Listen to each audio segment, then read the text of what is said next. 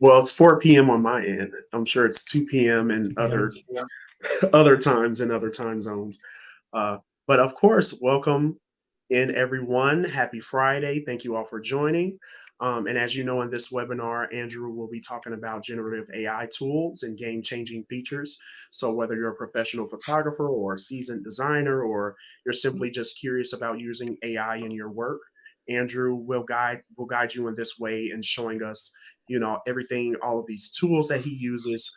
And so, without further ado, please welcome Andrew. Andrew is our BenQ ambassador. He's also an Adobe community expert, an Adobe Express ambassador, recognized for his contributions and his leadership in the Adobe ecosystem. So he's also the founder and head of the admin AI art and digital art groups on Facebook, as you just heard us talking about, with the one that I'm a part of, with over 165,000 members. So without That's further the ado, Photoshop and Lightroom group, just to yes. And he differentiate. has another one too with over 300,000 people. Yeah, So feel free to join those groups if you want to. And without further ado, Andrew, the floor is yours. great. And should I introduce myself? Or? I kind of just gave an introduction, Yeah, I but was going to if say, right? Yeah. So, I'm um, sure there's more interesting things about you that you can let us know. yeah, and there's a lot to go over today too. So I'm just going to share my screen and then jump right in. Then, yeah. So let's see, entire screen.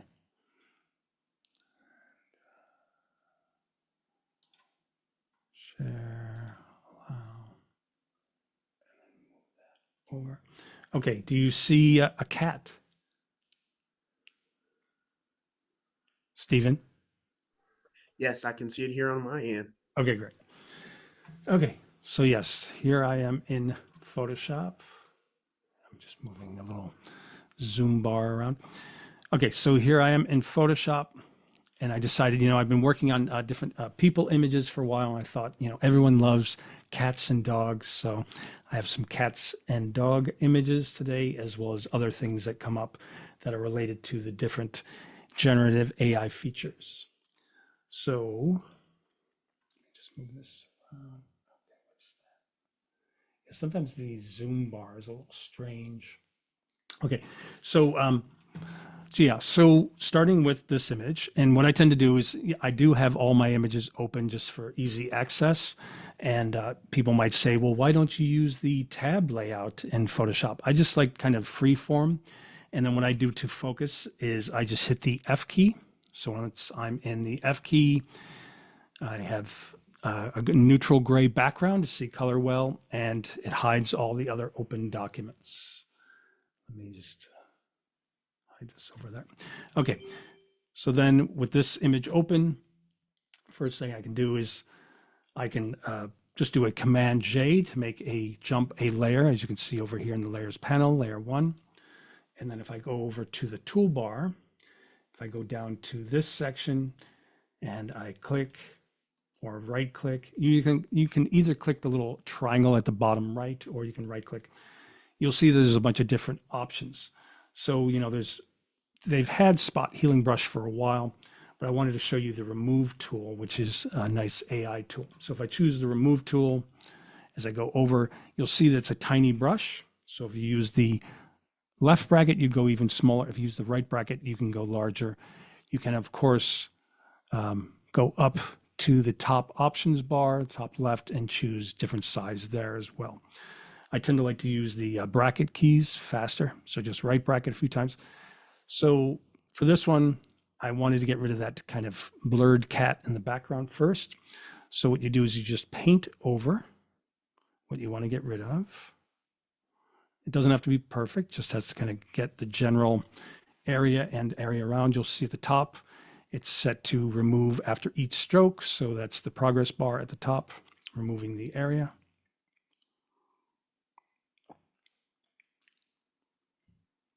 Magic. Now you'll notice if you go to the properties panel, unlike the regular, say, remove with Adobe Firefly, you do, if I hit view more, that's just kind of discover areas, but you'll notice that you do not see like a sequence of 3. So with the remove tool itself, they treat it just like the healing brush.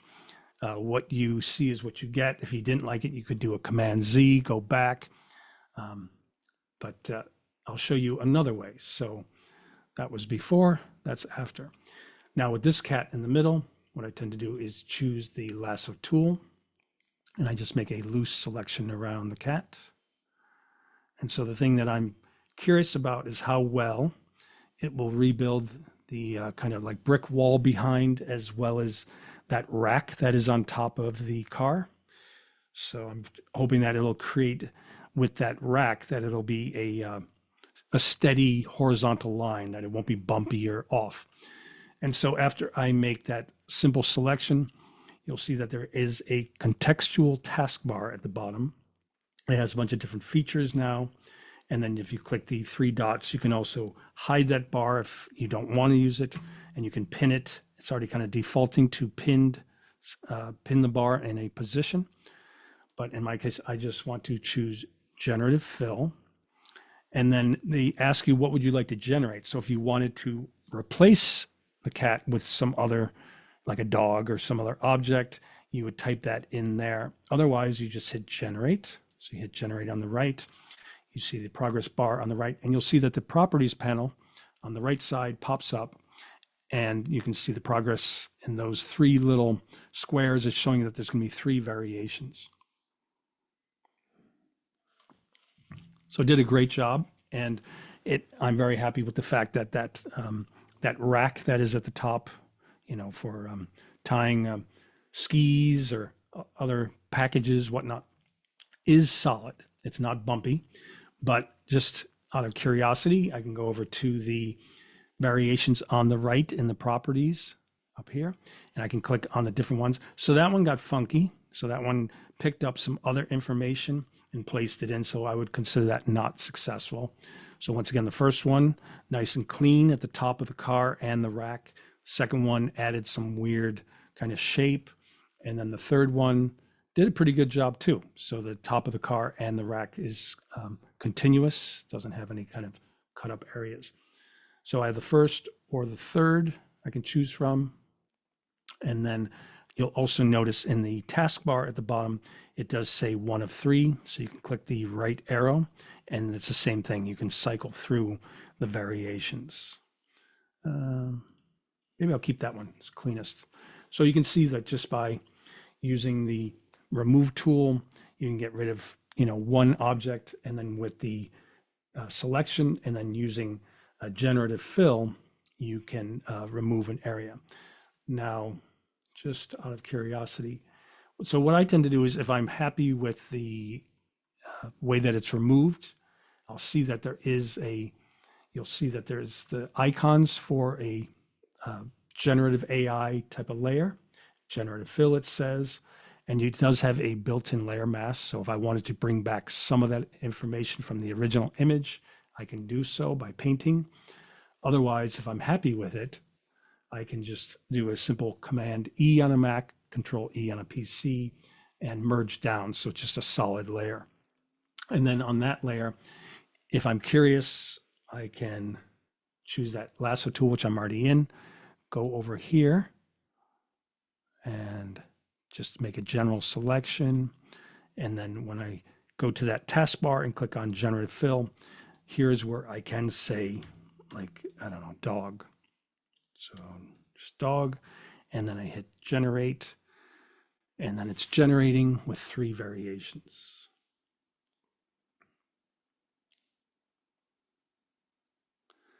So it's pretty fast. Little progress bar up top, and so that's interesting. It's got his tongue hanging out. So once again, three variations. So there's one that's kind of abstract, kind of looks like it's supposed to be chewing on something, but the face is a bit distorted. And then that's kind of a cute one.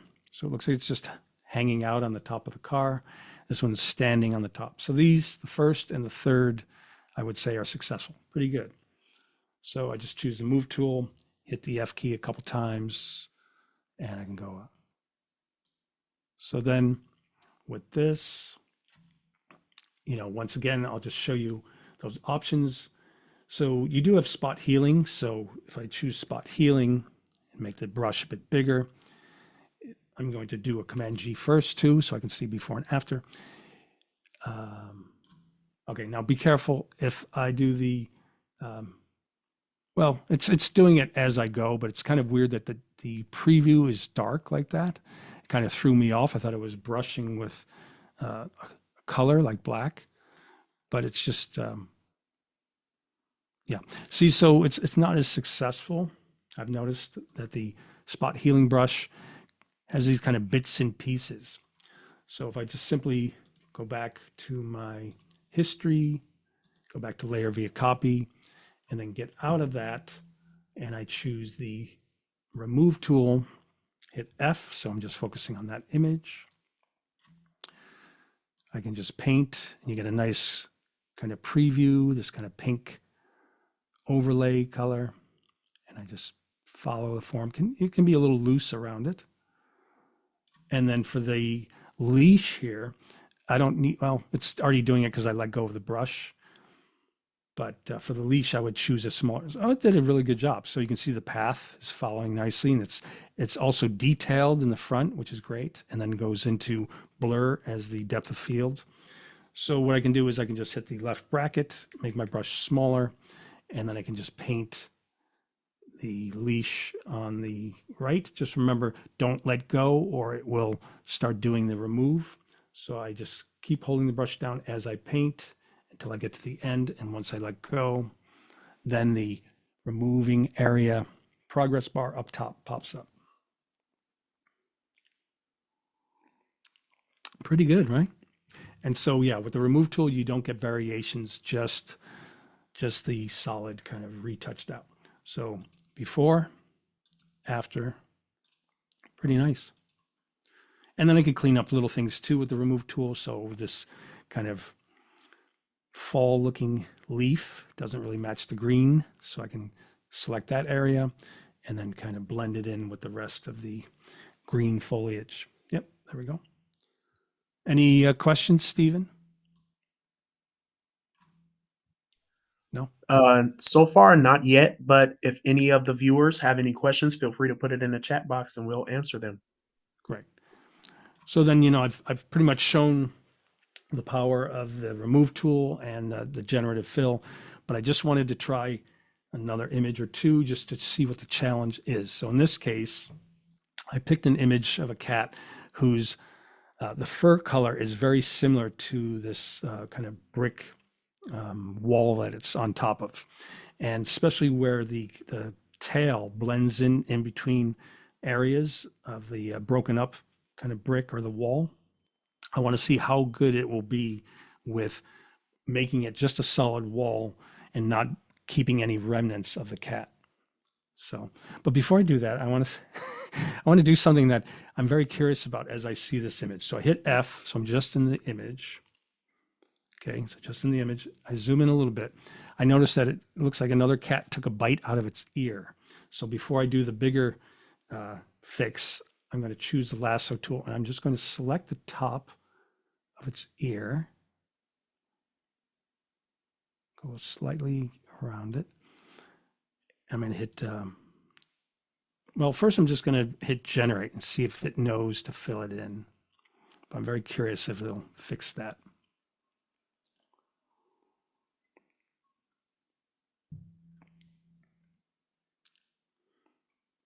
Pretty amazing, right? I mean, look at that. And then once again, because it's generative fill, you in the properties panel, you get a nice quick preview up here of the different variations, and they all look solid. So that looks good. That looks solid. That looks good. That's probably the best because it has more of a point at the top. The other ones are a bit rounded off. So I'll choose the third one. And then what I do is I'm just going to duplicate the background, choose the generative fill one, and just do a Command E to merge them together. So before and after. So in this case, the big challenge is with the lasso tool, make a selection around the cat. Don't forget the little whisker pops out and on the side. And then the big challenge is this tail. So going around the wall where the tail is. I want to see how well it interprets this. So I'm making the selection pretty quick, but it's good enough.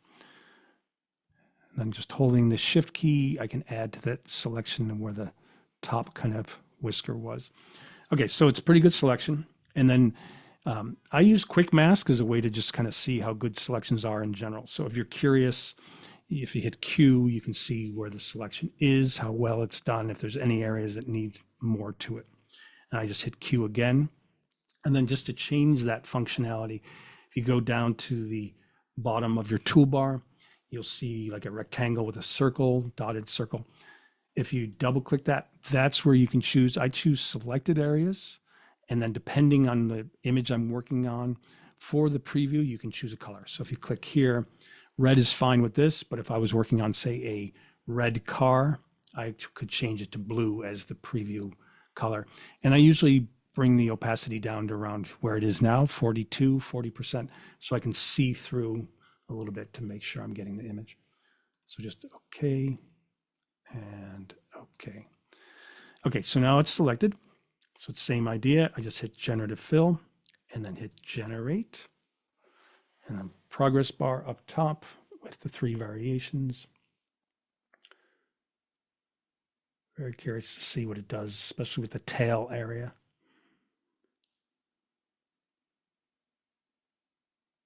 Pretty good. So yeah, it just rebuilt the edge of this wall where the tail was. It didn't keep any kind of remnants, didn't get confused about the similar color as well as texture. There's even similar texture. And if I go back to the properties panel, I can click to go through. So this is the first one, second one, third one. They're all pretty successful. I would even say that the first one's fine with the edge of that wall. So just click that off, zoom out.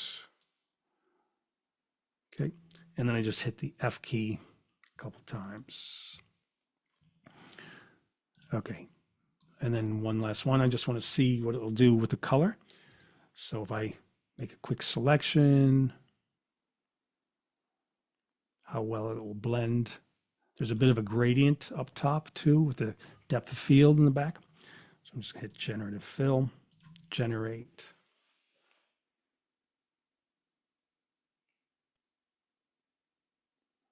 And watching the progress bar up top. Pretty seamless. It's pretty nice. Does a great job.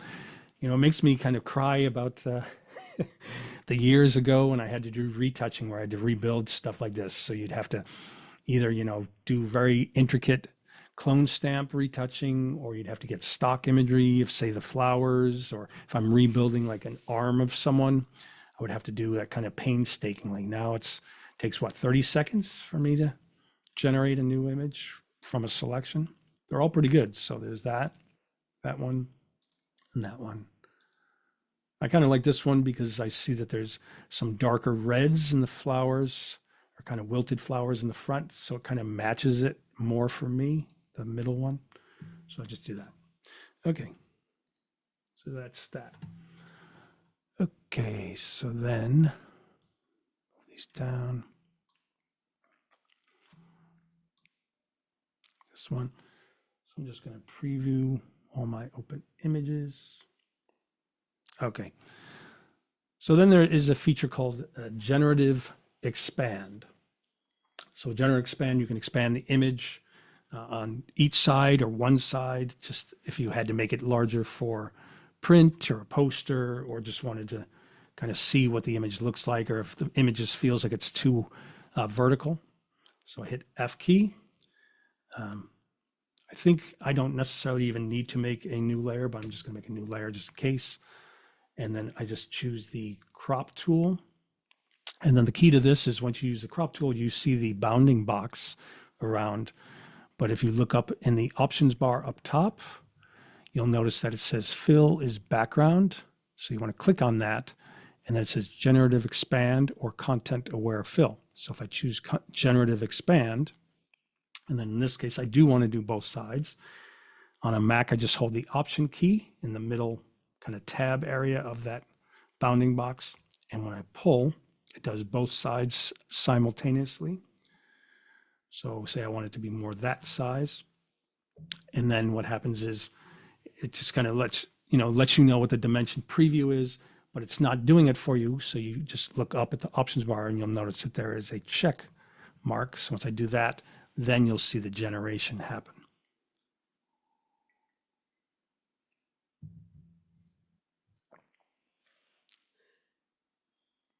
Pretty good. And it built that kind of path nicely.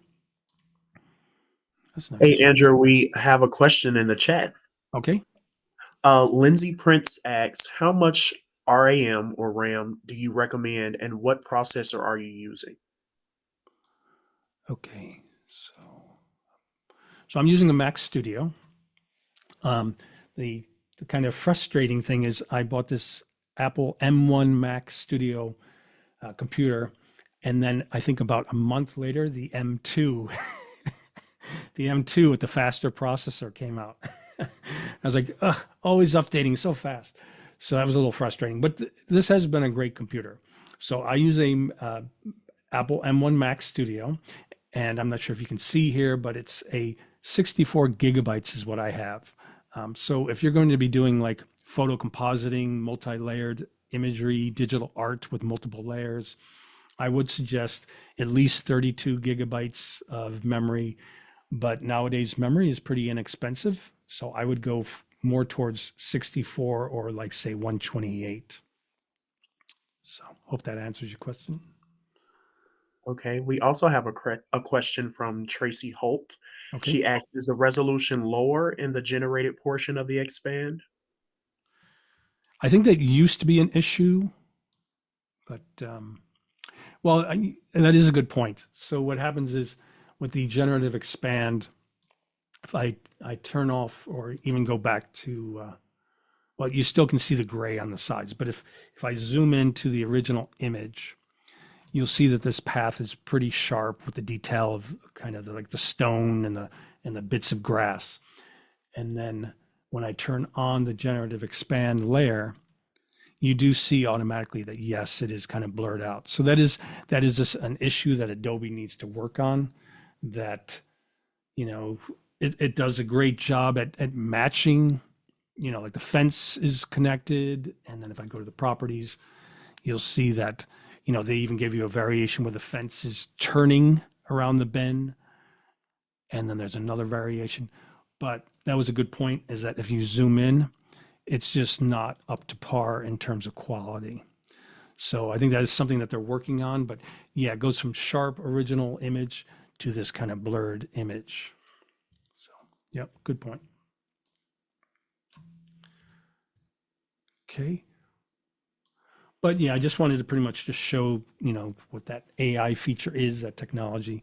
Um, Now, I'm curious though, if I have an image like this and I wanted to do just say one side, let's see if the kind of blurry quality is the same. So new layer, I choose crop tool, and then I make sure I go up to the options bar instead of background defaults.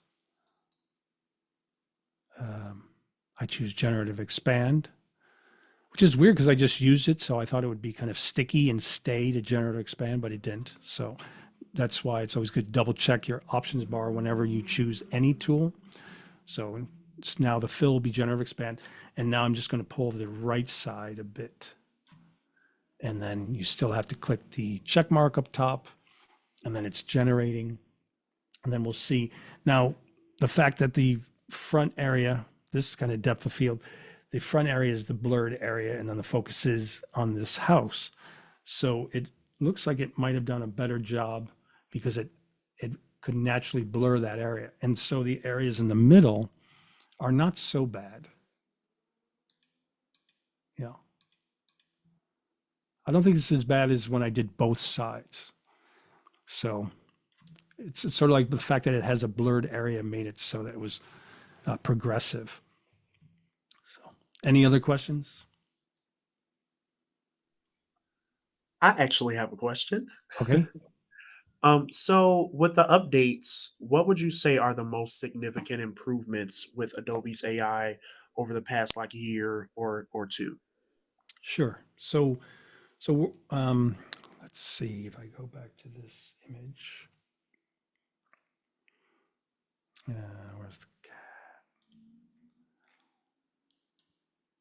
Okay, so when I worked on this image, or not that one, so many images. The other cat image, where are you? Not that cat, not that cat. I should have named all the different images. Is it the bottom right? That's right. I'm probably confused because there's now a dog there. So if I hit the F key and I just turn off the top and the second there. Yeah, thank you. So when we go to the original image here, you'll notice that I chose the under like the healing area. You have the spot healing brush. So the remove tool is like a really great tool that they came out with somewhat recently. And as I showed you, the spot healing brush was a bit kind of sporadic and didn't do a solid job, whereas the remove tool was pretty solid and great. Um, so, they've had the healing brush, patch tool, a lot of these tools for a while, but the remove tool is pretty new um, and unsupported. And then I'm about to show you some of the other great features that is a newer feature. So let me segue into that. Okay, so we went over, remove tool. Oh, that's another thing. So you did ask a good question, which reminded me. Uh, One thing that I could also show that's quite cool. If I'm in the remove tool and I go here and I click on this image. So as I go to this image, hit the F key, you see these unsightly wires going through. Like besides that, it would have been like a nice photo, nice kind of color palette to it, but you have those kind of ugly wires coming through. So I just do a Command J, and then what happens is when I have I've chosen the remove tool, when I go up to the option bar, it says remove after each stroke, generative AI on. And so if I were to click and drag, I could, fix one line, then another line, then another line. But instead of doing all that work and then having to go over with a smaller brush to the areas at the bottom, there's now this section, which is pretty new, where I can just say find distractions, click, and then it says wires and cables. So just by clicking wires and cables when I'm in the remove tool, it reads your image, looks and finds where the wires, cables are, and pretty quick, pretty amazing, right? Um, and then because you used it with the remove tool, once again, it is not giving you like a series of three. So whenever you use the remove tool, it's just kind of direct on that layer. And that's why I always create a new layer of the image, Command J on a Mac, Control J on a PC. So I can toggle it before and after. But pretty nice, and it did a really good job with the tiny little kind of arbitrary wires that were at the bottom of the image. So it's that. So therefore, I'm curious how that will do with other images that are similar.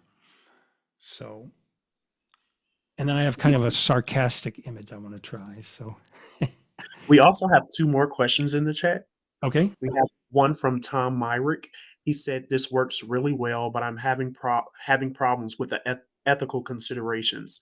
These are now AI generated photos when before they were real photos. What is your opinion on this?" So, so I know that, Adobe has a content authenticity initiative. So if you have something that's like AI or you want to check if something's AI, you can go to that site. Um, the only thing is, if you're going to like swap out a head with AI, that's something that you might want to tell people that you did with AI. But when it comes to something like this, that even though it's AI that's doing the removing of the distractions, I don't really see it that much different than when I used to take the clone stamp tool and painstakingly remove this. So with images like this, I'm not that concerned with, stating or revealing that I used AI for it. And I think nowadays, most people would probably suspect that you did use AI for this type of removal. Um, but if I am swapping a head or something like that, then I'm more likely to state, um, head swapped with AI elements, or even specify what the exact AI tool that I used. Hope that helps. So yeah, so here's Okay. just another question. Yes. Okay. One last question from David Rapp.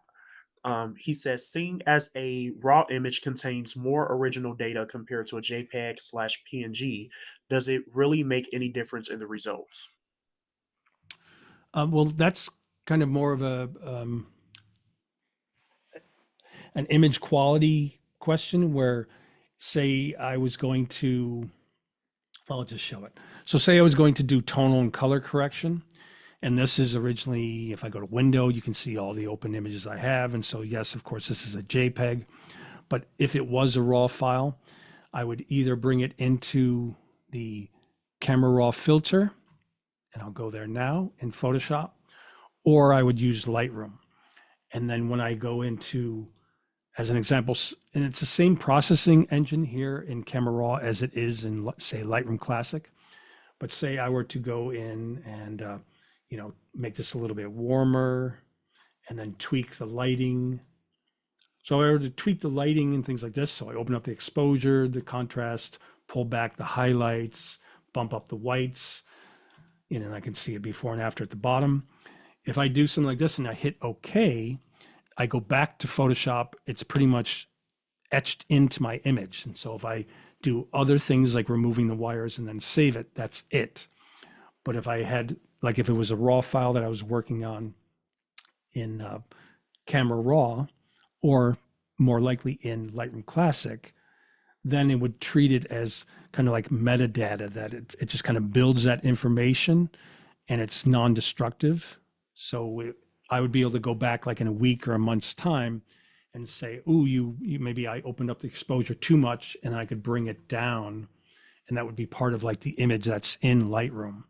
And then if I wanted to save it as a finished image, as a JPEG or say a TIFF for print, then I could easily do that on the export with the export button in Lightroom. So yeah, raw is always better for quality, especially for tone and color correction. So cancel all changes. Yes. Okay. So back to the wire thing. So as I said though, is if you go to the remove tool, you could painstakingly do like one wire at a time, and then you would, it says removing area, and it should just do that middle area because that's all I selected. Boom. But there's so much to do. So I'll just do Command Z. I have the remove tool selected, and then I once again go up to the options bar, find distractions, and say wires and cables. Now, one thing that you'll notice on this image, I suspect will happen, is it'll do a good job getting rid of some of the wires and cables, but then of course the the pole that is holding those wires remain. And so you're still going to have to do some work. So the wires got cleaned up very nicely, but then you're going to, have to choose like the clone stamp tool, or you could even do generative fill. So I could first I'll try generative fill and then I'll do clone. But so I could say, okay, well, this area, try to get rid of, and I just say generative fill and hit generate.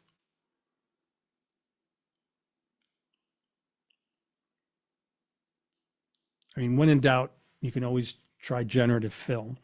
And then if it does a kind of funky job, then that's when I get more specific. It did a good job here, so I'm fine with that. And I do get 3 variations. So the I like the house here on the right, kind of more condensed instead of this one where it has this weird kind of brown area going beyond the roof. And that was all right, but this one looks more realistic. And then what I'll do, as I said before, I will select top generative fill layer in layer 1 and do a Command E. And just this is before. So, I mean, it did a pretty amazing job getting rid of those wires. And then I just have to do a little bit of work where I might get rid of this pole on the left as well. Now, if I'm going to do something like this, that is pretty much a straight object, instead of using the lasso tool, I'll choose the polygonal lasso tool. So I can just do click left to right, and then I can just go straight down. And then if I hold the shift key, I can even constrain it too. but it's pretty solidly straight. So I just click around it, go around, going around that edge, go up. And then I hit the Q key again just to show you that's my selection. And then I just hit Generative Fill, generate, and see how well this does. Pretty quick though. I mean, to work on an image like this in the past could have taken me hours. Now it takes me seconds for one aspect and then seconds for another aspect. So it did a good job. And then I can click to see what might look more realistic, see how the buildings. But I mean, if people don't know the exact way the building is originally, they're not going to guess that, something was added there. But I think the first one kind of looks more realistic. And then if I like the result, once again, I click on the top layer, shift click, the second one, Command E. I think if you also didn't even select, like if I just had the top one selected and I do a Command E, it will merge down with the second layer. But yeah, pretty good. Like seconds work or minutes worth of work to get all this removed would have taken me hours, maybe even a day, especially like when it's kind of over this pole over here on the right. Pretty crazy. Pretty nice though. Okay. So those are kind of like functional, I would call like generative AI retouching tools. And now for some of the fun things you can do with generative AI. So you can do a thing called generate image. I'm just looking over at my notes, try to get a creative prompt, text prompt that I created. So let's see here. Just working on an image with a woman's portrait made out of porcelain. Before I begin, any questions, Stephen? So far, no questions. Great. Okay. Okay. So these are all, and then just to show you one thing, I didn't kind of jump in too much, but I'll do it with this one. Um, if I wanted to add, like I was doing a lot of removing type of generative AI. So if I did want to add to it, so, with generative fill, you can also add, I could say, okay, well, maybe I could add some people here. So I'm just going to choose the regular lasso tool. And then on this kind of bridge area, I'm going to make just a simple selection. Just see if I can click on generative fill. And this says, what would you like to generate? And I could just say couple walking. And then I hit generate. And I have no idea. I haven't tried this before. Just see if it'll be realistic or not. But it tends to read the information of the image and tries to set the color theme and the tone. So if it's a nighttime shot like this, it's not going to be like a bright image of them. They're a little realistic. This one might be better. It's a dark couple. If you zoom in, it's not bad. Yeah. And then, in the properties panel, you have 3 variations. Here, this didn't match. So this one I would think looks too much like it's daytime. They look like they could be on a field somewhere. This one looks like a couple that could be walking on the bridge. This looks like a couple that could be looking over the bridge. And then, of course, once I have the image, if I liked it, but I felt like they were too bright, I could do something like just pop up the curves, Command M, and then, Now the problem with that though is if I darken them, then you'll notice, and I'll do an extreme just to show it. It's like a cutout, so it darkens the area around them. So if I were to do any type of fixing of the image afterwards, I could say, okay, well, that's maybe more the appropriate lighting I wanted. But then I have that dark area around. I would just zoom in a bit, holding the space bar. I get the hand tool to pull down. And then I click on the layer mask that you see here on the right in the layer panel. And then with the brush selected, that's a large brush, I hit the left bracket to get smaller. And then you always want to check your options bar. So in this case, I have 100% opacity, but the flow is 43. So I'm going to make that more like a 93 is fine. And then with the foreground color set to black, I can paint. And when I paint, I can erase that background area so they naturally kind of blend into the surrounding area. So you got to do a little work. I mean, it's pretty nice that it can generate a subject for you, but you got to do some work like this. So if there's some extra areas around, you got to clean it up. And I always tend to turn on and off my layer just to see what the background is, to see if it's looks like it might be better if I leave some of the original or if I should erase all of it.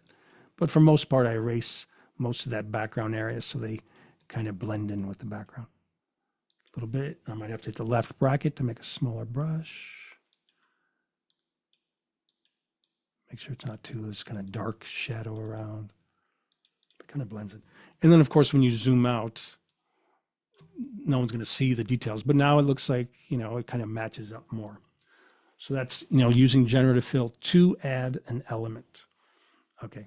And then now to the real fun part of using generative AI in Photoshop. Like I said, I made a text prompt for a theme. And then with this one, I don't use an image I already have. I'm going to either go to File New for a new document, or as you can see on the right, it's Command N. So I just do a simple Command N. And then for new document, the nice thing about Adobe Photoshop is it does save a lot of your recent items. So if you tend to use a certain size, as I do, 2048 by 2048 at 72, which is good for when I post digital art or images on Facebook. I can just choose that again.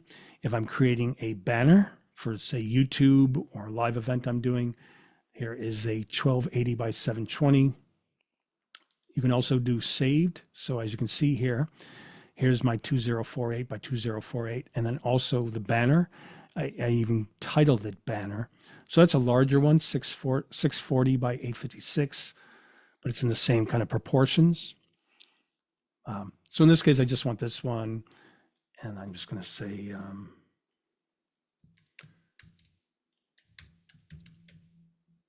porcelain woman. You don't have to title it, but I'm doing just for sake. So it's the size. There you can see it's 2048 by 2048, 72. RGB color, black is the background, and color profile is sRGB, which is fine for me sharing to social. Now when I hit create, it's just which is interesting because I said black background and then it put in this. It doesn't really matter though. So I'm just creating a new document. If I were to do image size, you'll see that yes, it's 2048 by 2048. Now, what happens is once I've created that new document, I'm just going to hit F so we just see that. You'll see in the contextual taskbar, or I like to call it just the taskbar, you can import an image or you can generate an image. And then just so you know, if you go up to the menu up top, you go to edit, there's also an area for generate image. And then you can go down to the keyboard shortcuts and anything that you tend to might want to use a lot, you can change keyboard shortcuts for things that you do often. So for generate image, I switched like grouping of images into a folder. So I took the Command G and made that for generate image. So I can do Command G or edit, choose generate image, or as the easiest choice there is, I can just go straight to the taskbar and hit generate image. Now, speaking of new features, if you've played around with Adobe Firefly, then you will see that this is pretty much the same or very similar window as Adobe Firefly. I do think Firefly does have some more options, such as I think the type of like lens or perspective and lighting, but it's pretty good for a new iteration of generate image. So first it says describe the image, and I can just paste it in. A woman made out of porcelain in the style of balanced symmetry, white and blue, etc., etc. You can choose the content type. Do you want it to be more art style or photo style? I'll try art first. And then if you go to effects, once you click on that, you have a whole variety. So you have 3D effect, Art Nouveau. You scroll down, you have concept art, you have like a doodle drawing, a flat design. So it's a lot of fun, you know. You can choose geometric pen. So there's a lot of creative different stylization effects you can choose right there. You can even break it down into movements. So Baroque, Bauhaus, film noir, and then there's different themes, 3D animated cartoon, techniques, effects, materials, and concepts. So if I go to materials as an example, they have a pretty creative one for layered paper. So for certain kind of cute or fantasy images, that might be a really nice selection. But you can just go back to all. I'm not going to choose these first, you know, but I'm just showing you that there's so many options to have fun with. Um, and then for reference image, when you click here, you can choose a reference image for the style. So if I were to choose, say, this blue one here, it would add that kind of lighting or color theme to my image. Or if I chose this heart with the magenta and orange neon, it would give like a neon-esque quality to it. Or as you can see here at the top, you can choose your own image. So you can choose to match the style from your own reference image. And I'm not necessarily concerned about that now. I'm just curious to see what it does from the get-go with my prompt. And then before I hit generate, I just want to let you know, yes, you can take the time to painstakingly come up with a descriptive for all the details that you want, but you can also use the power of AI to help you create generative AI imagery by going to something like u.com, Gemini 2.0, or one of my favorite is Perplexity AI. And you could say, give me the text prompt to create a generative art or generative AI art, and it will come up with a series of different prompts. But I always try to make it personalized, so I might take one that sounds nicely detailed, copy it, put it into my notes app, and then tweak it to make it more of my liking or different details. But my point is that you don't have to work so hard. You can use AI text or search apps like Perplexity to help you write these text prompts and then make your generative art. Okay, so after all that, I just hit generate. You get the same progress bar up top. You see that there's going to be 3 variations. You can see on the right. Pretty nice. And then, of course, if I click the second one, you get like a left profile, middle, and then a right profile. It's pretty nice. So they're not only giving you variations of somewhat different swirl style, they're giving you different kind of portrait angle variations. They're all pretty nice. So, any questions?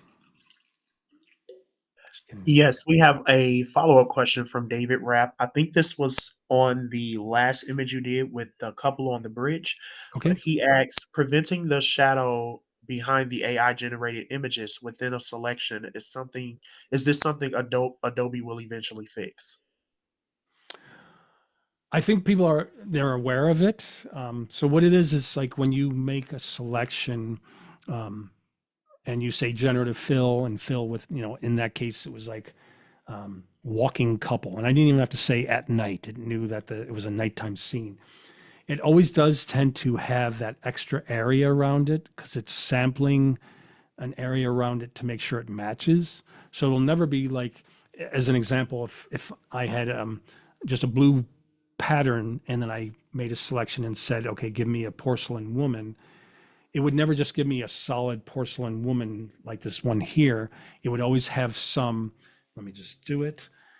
It would have some of the background. So instead of it being solid to this shape, it would always have some of this. And I think it's just so it can kind of integrate with the background nicely. But that probably will be an option in the future is maybe you can choose before you generate. Um, do you want it to be like a tight selection of your subject, or do you want it to be loose or expansive? So, okay. And then, so it did a pretty good job. And like I said, you get the 3 variations.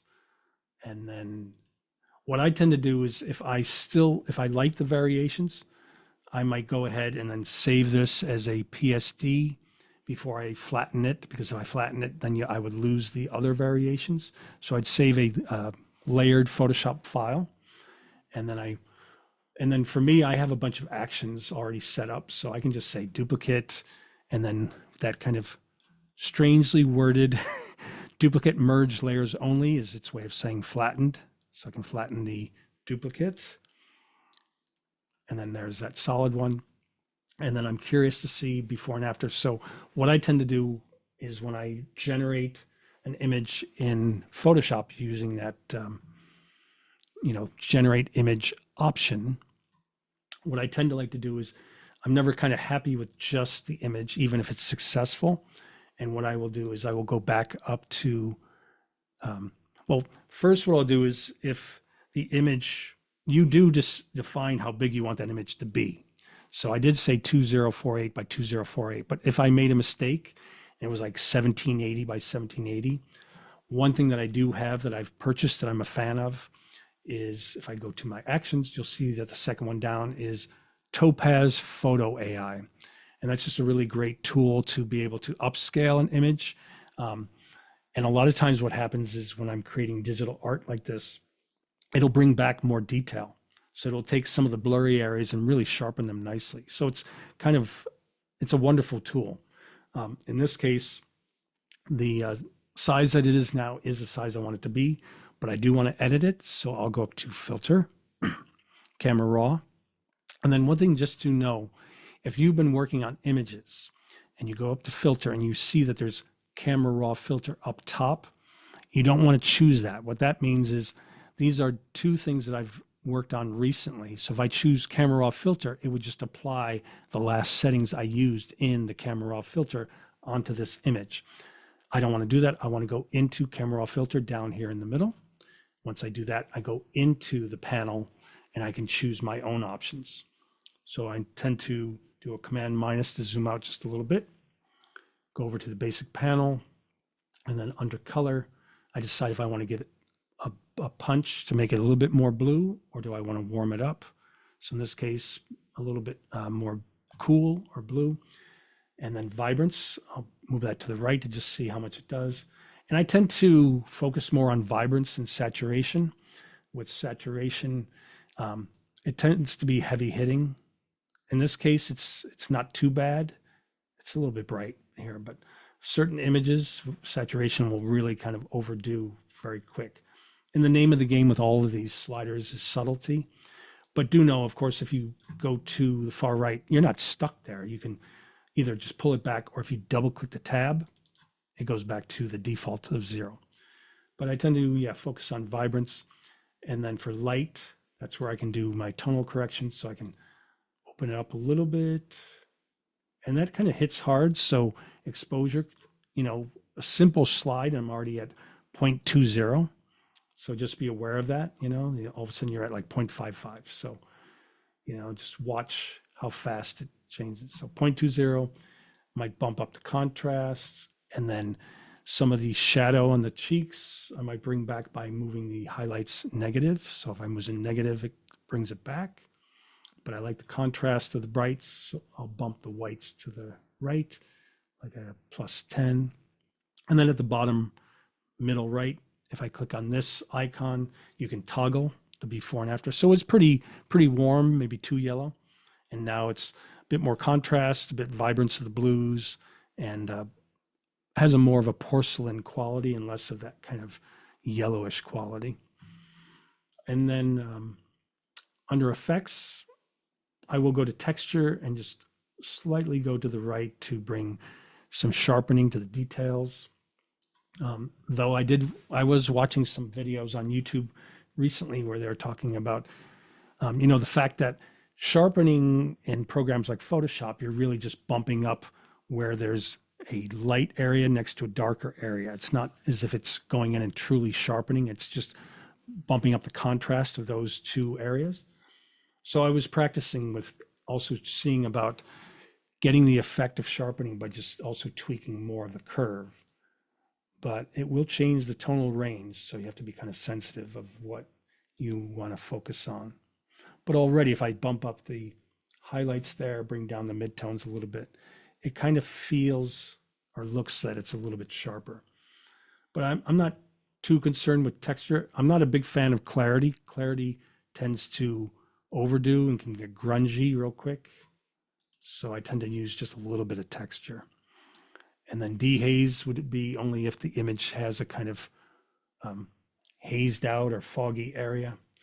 Um, and as you go to, but that can change the color too. I've noticed color shifting and kind of it denses. So it makes like around those eyes, you can see it became very dense.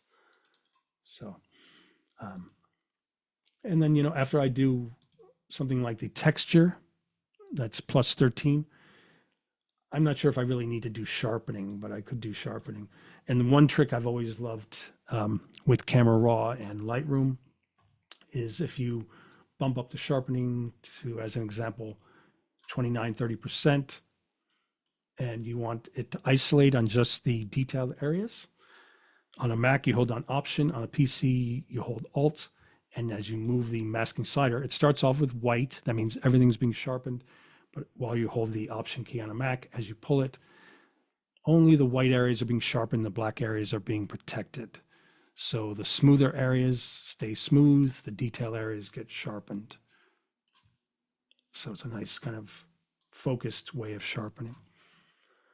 And that's before, after, and then I just hit OK, and then it brings me back into Photoshop. So I can just see the before and after. Any questions? Yeah, one question from me actually. Mhm. I know when generating this art, each artist has their own kind of like style. So, in your opinion, Andrew, like you gave it this, the AI, your prompt and everything like that, and it generated this image. So, how do you go about making this image your own, if that makes sense? How do you put your own creativity upon this? Like, would you Sure. continue to use generative AI to say, make the flower on her right cheek orange? Like, what's the process of making Good, this image your own? good question. Yeah. So the first step is, any image that I work on, I do enhance it like I just did with Camera Raw. And then one thing I like to do is I'll tend to, so you see that you have the background, which is the original, then we have layer one, and then I'll do another Command J. And then with this, even though it has the same, I must have set the settings so it says layer one, even though there already is a layer one. So instead of layer one or layer two or layer one copy, it's the same exact name, whatever. Doesn't really bother me. But what I can do is I can go back to Camera Raw. And then what I tend to do is I like to play with like a duotone look. So what I'll do is I'll go to the top and I'll convert it to black and white. And then I tend to go to the light area where I'll bump up the exposure and the contrast to play with the kind of contrast, the good quality of the black and white. I don't want it to be too kind of medium tone. I want it to have a nice contrast. And then I'll pull back the highlights to get some depth with that. So that's the original. Now it's the black and white with that kind of contrast. And then if I go down to color grading, you'll see that you have midtones, shadows, and highlights. And so you have all of them here that you can just jump to and move the sliders, whatever. But I kind of like to work larger. So I'll click on the specific areas. So highlights. And then for highlights, I might say, okay, well, for the lightest areas, maybe I'll give it blue. Now, if you click on the color wheel and you're on the edge, that's, if you look down on the slider, you'll see it says 100. Once you move that circle inwards just by clicking and pulling, you're decreasing it and the slider moves with you. So the slider underneath shows you that it's now 50%, 40%, whatever. So you can get like a more subtle touch for like things like highlights. And then what I might do is say, okay, well, what would be a nice contrast with that for the darks? So I go to the shadows, and then under shadows, I have all these different options. If I click on, say, purple, I can get a nice purple, and I can make it, if I just move that wheel, that circle a little bit more blue, I can get like a bluish purple. If I move it to the right, I get more of a magenta purple. So I can decide which kind of range I want. And then it's focusing once again. You have I like to use the wheel. So I click on the circle and then pull it towards the center to decrease if I want. But it does move the slider underneath, so I get to see the exact amount. So I click here and pull. It's now like 66% saturation. So it depends on the style I want. Do I want to kind of have this aged look, or do I want it to be more vibrant? But maybe in between the two might be nice, something like that. And then a lot of times I'm happy with the kind of duotone of the lights and the darks, but I can go up and click on the midtones. So what would happen if I added greens? So if I added greens, do that, but it's overpowering. So what I do is I click on that circle, pull towards the middle. I just want just a touch of it. If I go here, I'm back to 0, right in the center. And if I pull back towards that green, I can give it just a touch. But I don't want it to kind of compete with the blue. So I might say, it's too similar to blue. I'm just going to make it 0. And so it's really just the um, highlights set to blue and the shadows set to that purple. And then what I do is I hit OK. You have that. And then I can either save that as a variation, or what I tend to do is click on the layer mask icon at the bottom of the layers panel. And there's two ways. First is I undid that for a second. I'll turn it on, turn it off, and just kind of get an idea of what I might want to bring back. If I know I want to use this duotone effect sparingly, I will click the layer mask icon while holding the Option key on a Mac, Alt on a PC, and therefore everything, as you can see in the layer mask, is knocked out. So the black takes it all away, erases it, and therefore I would just switch white to my foreground, choose a brush, and then the brush is pretty small. So I right bracket, just hold it for a bit so it's a bit larger. And then you always want to check your options. So in the flow area, I will bring it down to like a 20, 21 is fine. Yeah. And I just quickly turn it on, turn it off to get an idea. Well, you can't see it anyways because I erased it with the layer mask. But I can hold down the Shift key in that layer mask, and that'll temporarily bring back the effect that I did, so I can see what I might want to bring back. So maybe I'll just bring back some of the kind of blue in the face, on the shoulders, and some of the purple in the background. So all I do with white is the foreground color with the brush, set to flow of 21. I might just paint, and then I can bring in some of these kind of blue highlights, maybe a little bit on the nose, on the cheeks, just to bring back. So that way I'm kind of incorporating two different images together. And then if it's not strong enough, I just move the flow back up to like 30, 35. So then when I brush, it kind of comes in a bit faster, deeper. So I'm bringing some of those more cyan, lighter cyan colors. There we go. And then once again, if I hold down the Shift key, I see before, I might say, okay, well, maybe I'll bring back some of the purple in the background. And then in this case, I want to bring a lot back. So I'm going to just go over to the flow in the options bar. As I hover over the word flow, you get the scrubby slider of the hand. I can just click and then move to the right, and it changes the amount for me. I don't need to click this little drop down and move that slider. So 67% should be pretty strong. So now I can just paint, and I can incorporate specific areas to have a bit of that purple while letting some of the blues stay, kind of shine through. So then it moves my eye around with the color. It kind of gives it a more surreal quality that I like. And so it's a mixture of the two. And then if I go here, I can add a bit more purple to aspects of, say, her shoulder, maybe top of the head, maybe on the sides a little bit. Yeah, so get nice purple on the sides of her head. So it started off that way. Then we got a nice kind of contrast brightness and a bump to the blues, and then created another layer where I converted it to black and white, and then did like a duotone with the highlights and the shadows. Any questions? So far, no questions. Well, you said so far, but I think aren't we done? Is this an hour session? Yeah.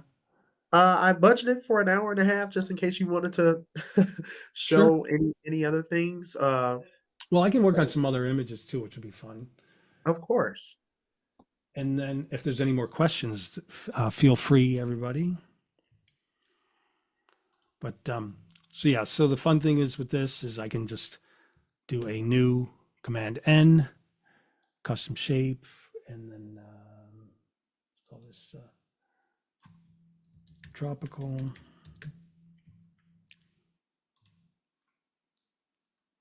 And then there's that. And I can just say generate image. And then I can just paste in surrealist portrait, lady's face, blending with lush rainforest, exotic birds, art. And then if I do go to effects, there's all these different effects.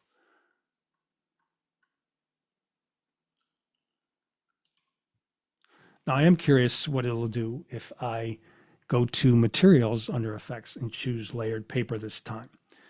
So then you'll see that it's checked, and then there's a little check on the left side. And I don't want to override that style, so I don't choose a reference image or click on style and then choose a preset image here. I just hit generate.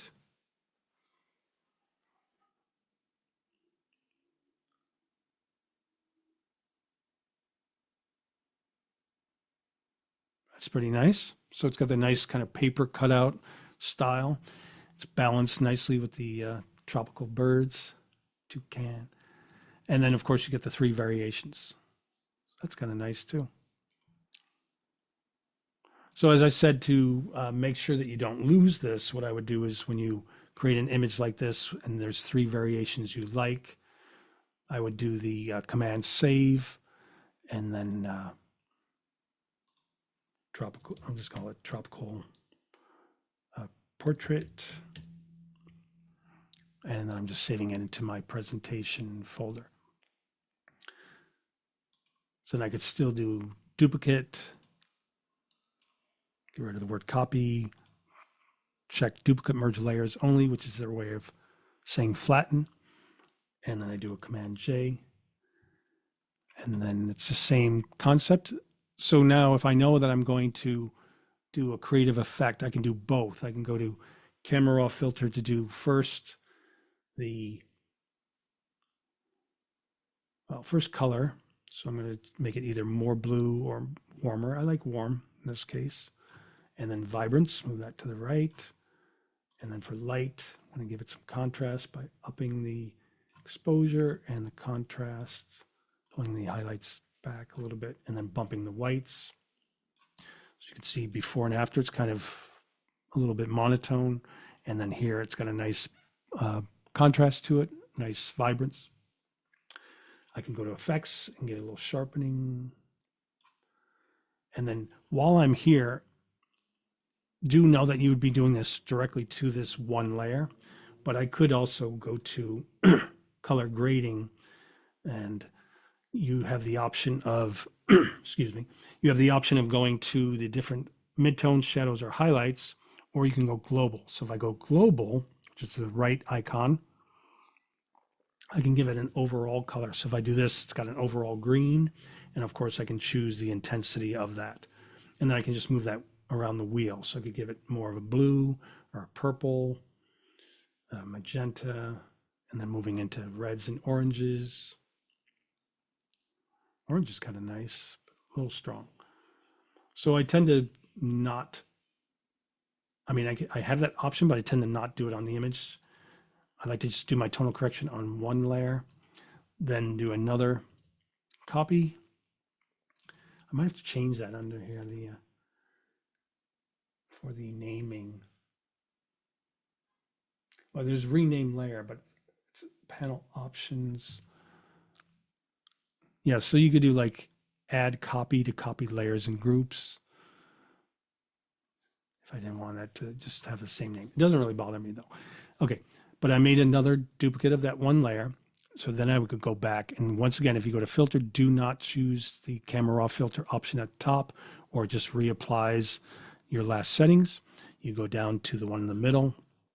And then in this case, I could do something where instead of converting it to black and white and then doing the color grading, I'm just going to do the color grading right onto the image. So for highlights, I like the idea of a little bit of orange. So I'm adding orange to mostly the face and maybe down to like a 44, maybe a little higher, maybe like a 56. So before, after. And then for the shadows, select shadows, and then I tend to like blues and purples for shadows. So let me see what, if I go here for blues, it kind of just blends in. If I go to purple, that usually stands out a bit more, but maybe I'll do a blue. If I go towards the middle, it's 0 saturation. And then here is maybe like an 80, kind of like the darks of it. It's pretty subtle, but you'll notice that the dark areas, instead of like a cyan blue, is more of a darker blue, like a navy blue. Before, and then that might be good. And then that's one variation I have too. And then I might do another variation. And that's where I could go back to camera raw, convert it to black and white, and go to light, and then bump up the contrast. Maybe I'll pull the shadows down, shadows and the blacks to make it nice and popped. And then the whites, yeah, some bigger contrast. That's before, that's black and white. And then I'm kind of liking the subtleness of this. So I could go to, if I do black and white mixer, you can also, it treats it like it's reading the color of the image, and then you can bump those specific areas to make them brighter or darker. And then if I go down to color grading, I can just choose, maybe global, and then see if I can do like a one color type of look. So something like that. But since it's tropical, maybe something like orange is not so good, it's red. But even like a cool blue, but if it's too strong, so that's like 100, I can just move it towards the center, which brings down the saturation to like 44. So yeah, keep it in the bluish. So that's kind of nice. And then I could just save these out as independent ones, or once again, adding a layer mask. Any questions? I have one last question for you. Okay. I believe that you're currently working on the new PD 2730S 5K monitor. So, can you tell us like how this monitor has impacted your work and workflow, even when it comes to color accuracy and color consistency? So yeah, I just connected that one. This one is the PD 322 5U though.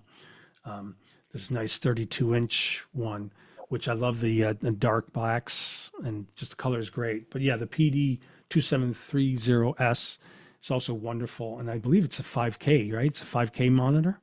Yes, it Yeah, is. beautiful. Very nice. BenQ are excellent. I mean, they really are the top of the line, and been very happy with BenQ. Just as a digital artist, also beyond doing like this type of work, I also work on a lot of photographs, doing tonal correction and retouching, and it's always really great for color, um, and which I've been doing since like the 90s. So since BenQ's been out, been a fan of BenQ and its color consistency. Oh, technical difficulties there.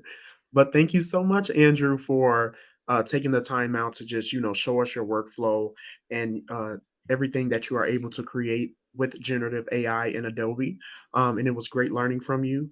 And so as we see whether you're doing, photo editing or design work, I hope everyone was able to take something away from this webinar.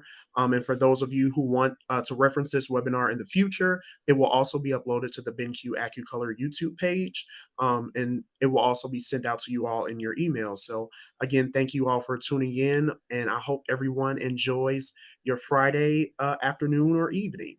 Yeah, hope it was helpful for a lot of people. It's so, you know, one thing I really wanted to stress was showing how it's really great generative AI for like the retouching and like production work you might have to do, but it's also Mhm. wonderful for the creative aspects too. So, Yes, definitely. Thank you again so much, Andrew. And thank you for everyone who hopped onto this webinar. Have a great Friday evening. thanks everybody.